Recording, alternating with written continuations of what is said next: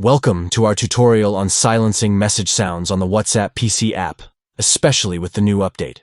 If you're looking for a more peaceful messaging experience, you've come to the right place.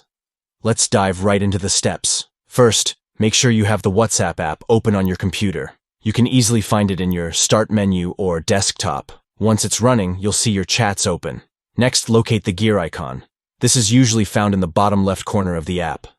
Clicking on this gear icon will take you to the Settings menu, where you can customize your app experience.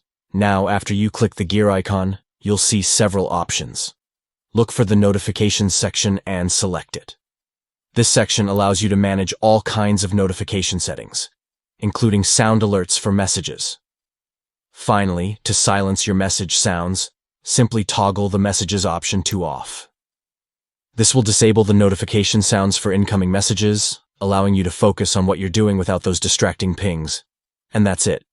You've successfully silenced the message sounds on your WhatsApp PC app. Whether you're working, studying, or just enjoying some quiet time, this setting can help you maintain your peace. Thanks for watching. If you found this video helpful, don't forget to like and subscribe for more tech tips and tricks. Catch you in the next one.